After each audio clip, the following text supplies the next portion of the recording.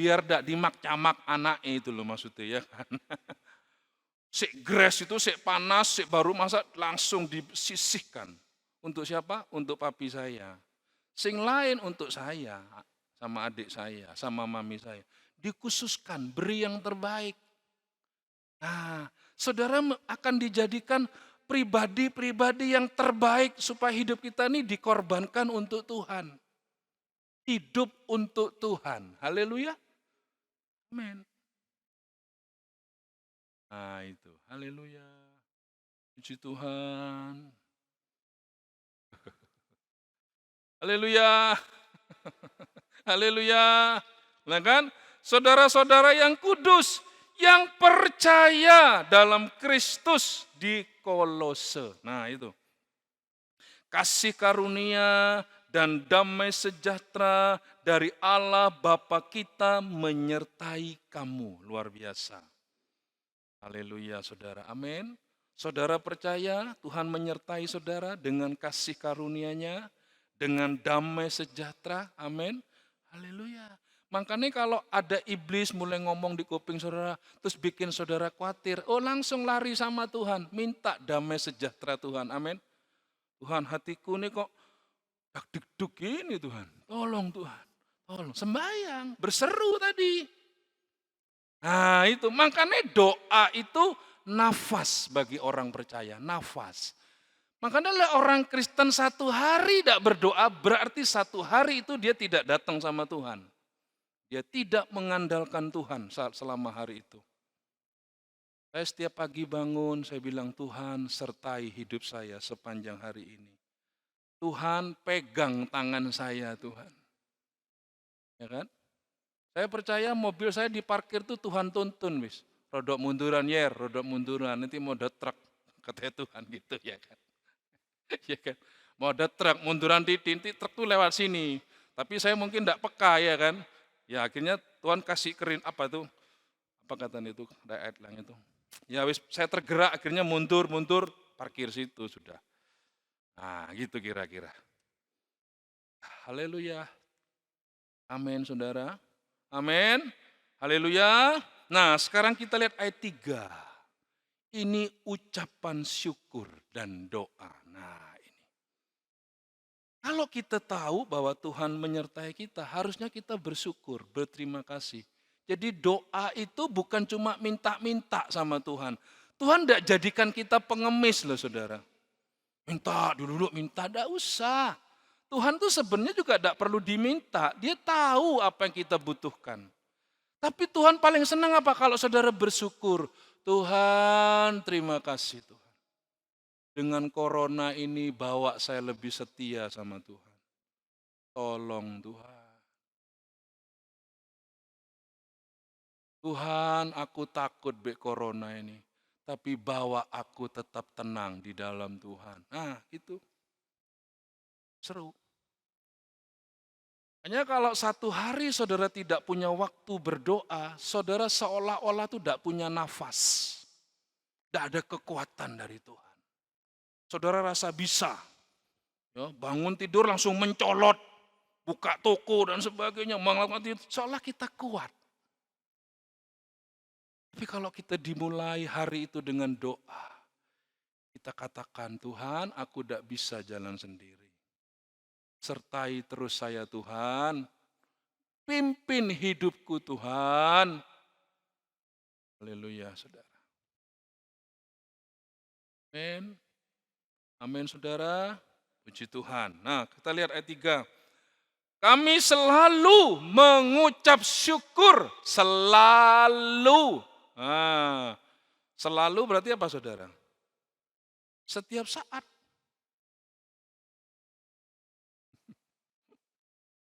Haleluya. Iya lek, lagi dapat keuntungan, saya bersyukur ya kan. Oh lek pas rugi apa? Mau bersyukur. Tuhan bilang selalu. Amin. Apa kalau saudara rugi Tuhan tidak sanggup memelihara hidup saudara? Sanggup. Amin. Haleluya. Haleluya. Tuhan. Puji Tuhan. Amin. Haleluya. Paulus bilang begini, di saat aku lemah, aku kuat. Apa?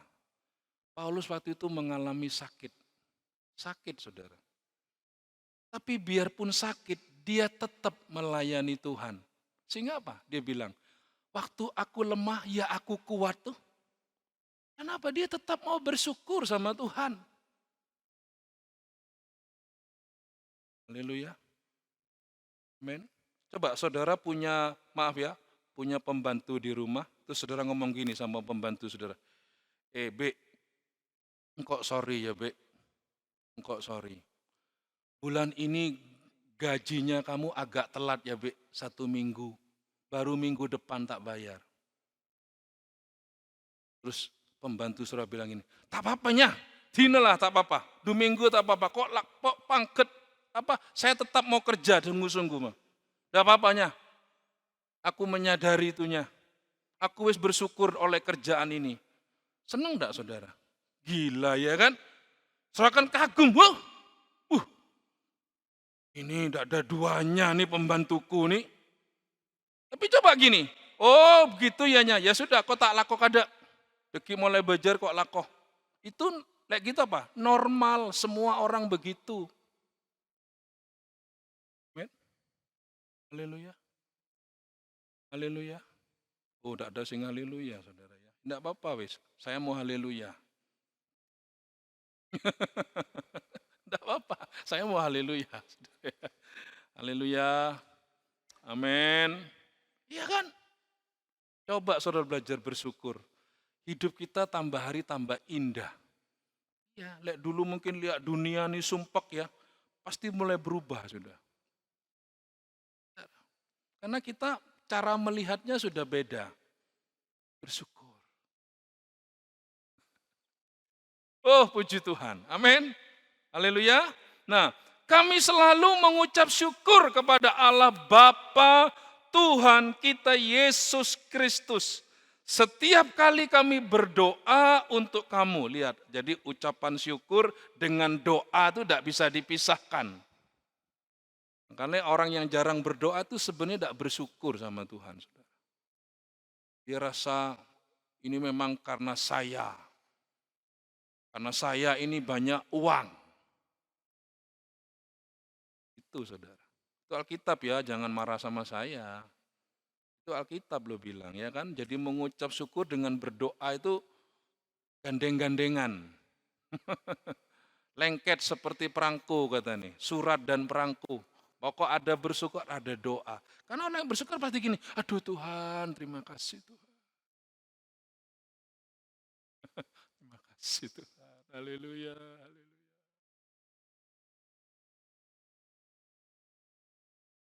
Itu saat saudara, saya ke Surabaya ya.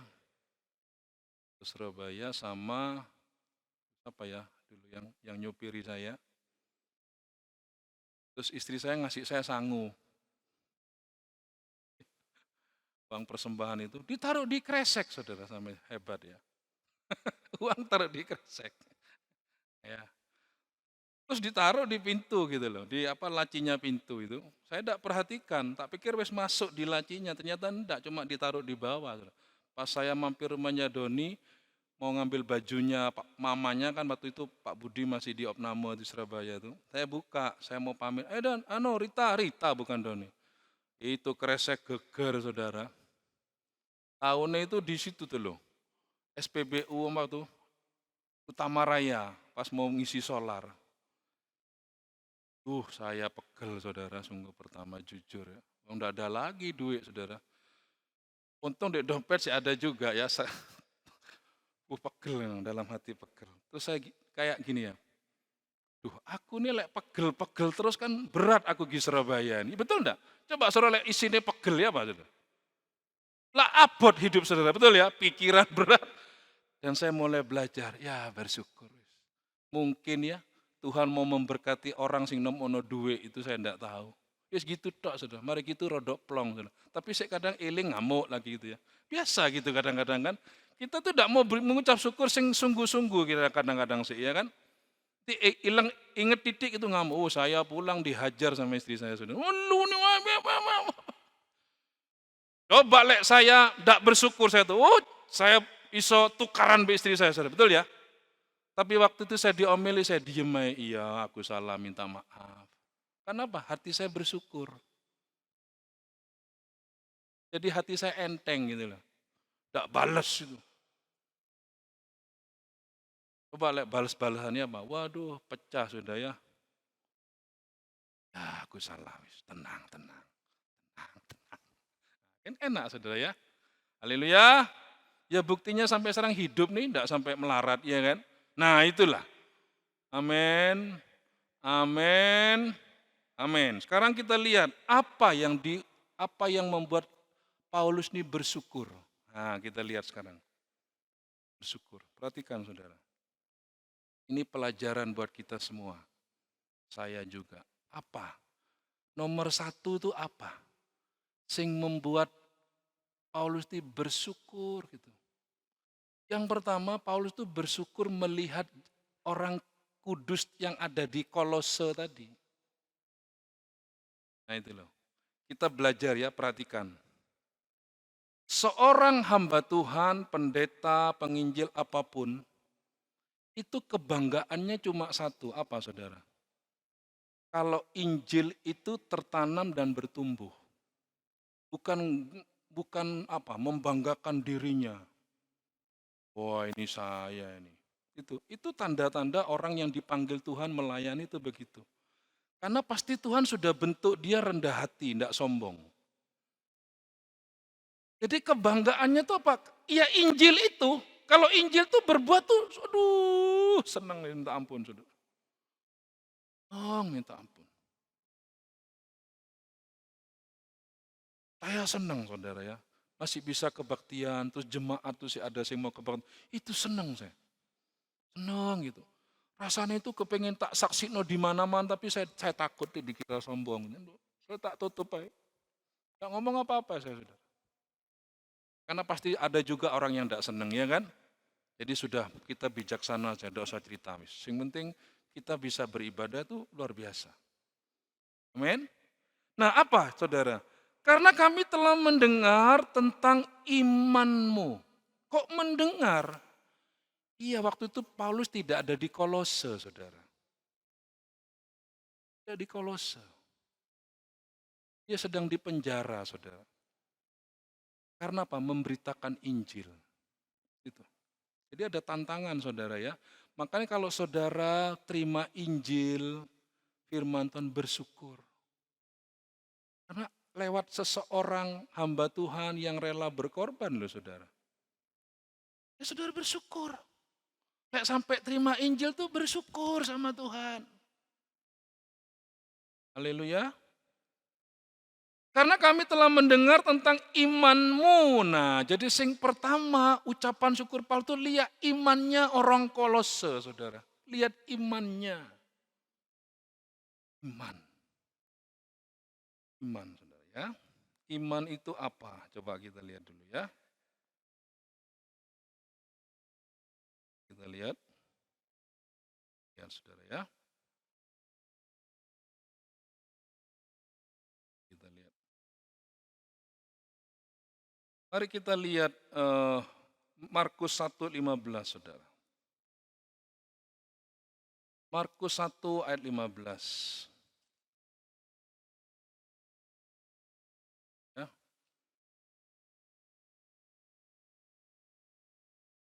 Markus 1 ayat 15, katanya waktunya telah genap, kerajaan Allah sudah dekat, bertobatlah dan percayalah kepada Injil.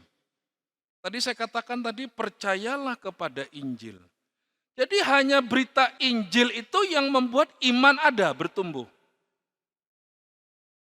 Jadi Injil tentang apa saudara? Yesus Kristus yang disalibkan. Amin. Haleluya.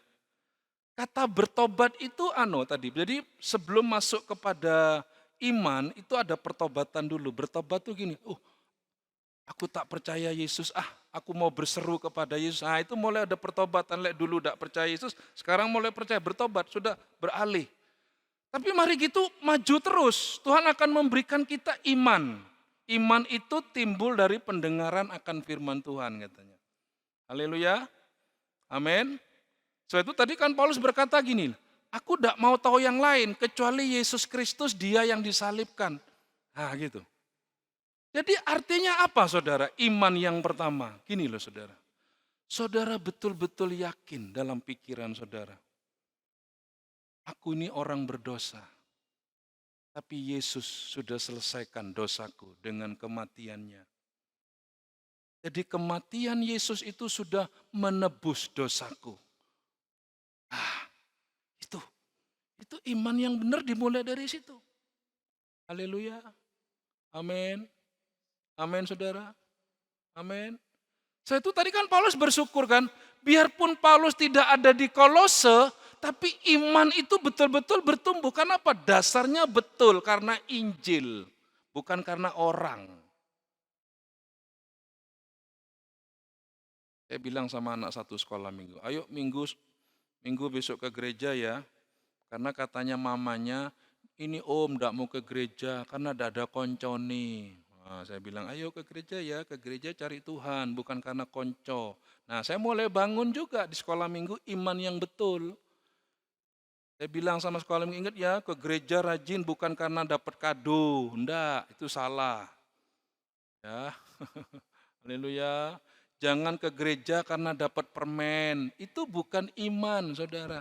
Itu saudara punya rumah gampang roboh. Tidak punya iman. Roboh nanti, sungguhan. Masih wis dapat fasilitas antar jemput, ya kan? Di gereja dikasih makan, dikasih permen, dikasih coklat, didatangkan artis, pendeta-pendeta terkenal, satu saat dia akan roboh. Sudah banyak contohnya, saudara. Tapi saya tidak sebutkan, nanti dikira saya ngelek-ngelek no gereja. Enggak, saudara. Supaya saudara mengerti. Tapi satu saat kan saya sampaikan juga. Nah, jadi iman tuh karena Injil. Artinya apa? Yang pertama, iya, aku harus percaya sama Tuhan. Karena hanya Yesus yang dapat mengampuni dosaku. Itu iman yang benar, saudara. Lain tidak ada. Pengorbanan Yesus itu cukup bagiku untuk aku dapat diselamatkan. Ini. Jadi tidak usah dicampur-campur. Itu saudara. Haleluya. Percaya Yesus, ya percaya yang lain. Seolah-olah percaya Yesus ini belum cukup. Nah, itu belum iman yang sungguh, saudara. Haleluya. Mengerti, saudara? Jadi iman itu yang mantap hanya Yesus yang selamatkan saya. Lain enggak. Haleluya. Mari kita lihat sekarang contoh, ini waktunya udah lewat terus. Coba kita sekarang baca saja langsung di nanti Rabu depan ulang lagi, ditambah lagi. Matius 8 sekarang kita lihat. Coba saudara lihat ini iman. Iman yang betul-betul Yesus puji. Nah, kalau Yesus puji, ini berarti iman yang benar. Nah, gitu kan? Kalau orang sing puji belum tentu benar, saudara. Tapi lek Tuhan yang memuji, itu pasti betul sudah. Sekarang kita lihat, Matius 8 ayat 5. Ketika Yesus masuk ke Kapernaum, datanglah seorang perwira. Wah, ini satu jabatan di kemiliteran yang cukup tinggi, ya kan? Jadi jabatan di dunia tentara ini ya, perwira. Mendapatkan dia dan memohon kepadanya, Tuhan, hambaku terbaring di rumah karena sakit lumpuh dan ia sangat menderita. Yesus berkata kepadanya, aku akan datang menyembuhkannya. Ya kan? Ada seorang perwira datang kepada Yesus. Kalau datang kepada Yesus berarti dia percaya apa enggak? Oh percaya, tidak percaya mana datang saudara. Dia sudah dengar tentang Yesus sebelumnya, oh aku tak datang bagi Tuhan Yesus. Datang dan memohon. Tuhan, hambaku terbaring di rumah karena sakit lumpuh dan ia sangat menderita. Yesus berkata kepadanya, aku akan datang menyembuhkannya. Ayat 8, ini saudara perhatikan. Ini ya. Tetapi jawab perwira itu kepadanya, Tuhan, aku tidak layak menerima Tuhan di dalam rumahku. Saudara lihat. Iman itu membawa kita mengalami kerendahan hati juga, saudara. Karena kita tahu siapa Yesus itu. Tuhan kan? Dia panggil Tuhan. Tuhan tuh bos. Bos, saudara. Yang boleh mengatur. Sehingga bisa ngatur tuh Tuhan. Ya kan? Kalau pembantu sok ngatur, wah sudah selesai, saudara. Tapi ini Tuhan luar biasa nih. Ya, biarpun dia perwira, saudara, tapi dia betul-betul datang merendahkan diri kepada Tuhan. Tuhan, aku tidak layak menerima Tuhan di dalam rumahku. Lihat. Lek perwira kan pasti rumahnya bagus, saudara. Iya kan? Masa perwira rumahnya elek-elek? Tidak mungkin kan? Tapi dia bilang, Tuhan, aku tidak layak terima Tuhan. Katakan saja sepatah kata, maka hambaku itu akan sembuh. Sebab aku sendiri seorang bawahan, dan di bawahku ada pula prajurit. Jika aku berkata kepada salah seorang prajurit itu pergi, maka ia pergi. Dan kepada seorang lagi datang, maka ia datang.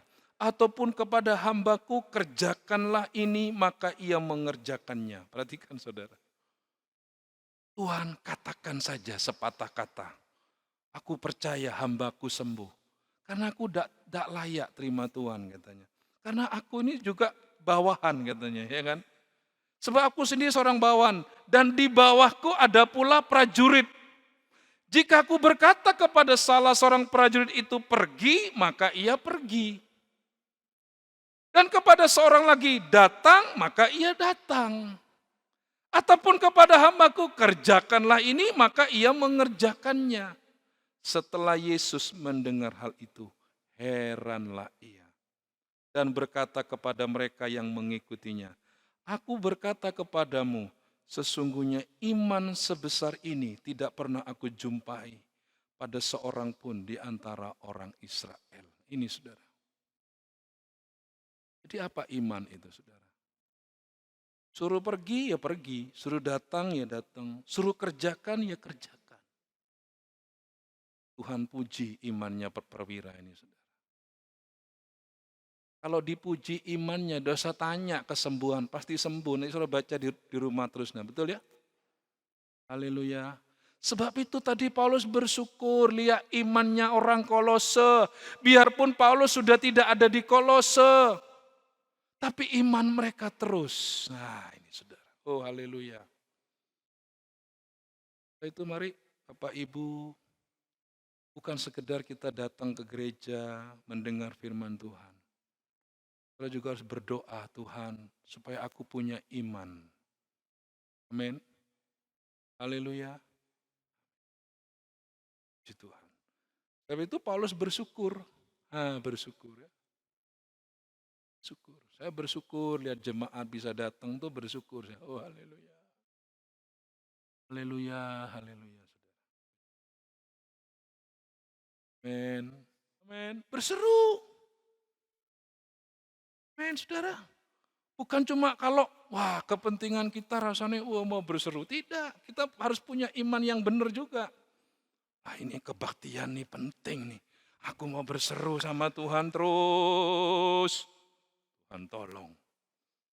Polisi ini baik-baik semua ya kan. Ayo. Amin saudara. Haleluya. Saudara mengerti firman Tuhan. Amin. Itu sudah mulai belajar berdoa ya. Amin. Berdoa bersyukur. Berdoa juga tentang bagaimana iman saudara. Terus Tuhan tolong saya Tuhan. Tolong saya Tuhan. Amin. Saya belajar taat Tuhan. Saya belajar setia. Karena iman itu pasti taat. Iman itu pasti setia. Ya. Iman itu pasti rela berkorban. Pasti saudara. Haleluya. Amin. Lihat perwira tadi. Aku tidak layak Tuhan. Tapi Tuhan ngomong saja sepatah kata. Hambaku pasti sembuh. Haleluya. Puji Tuhan. Amin. Puji Tuhan. Mari kita berdoa ya.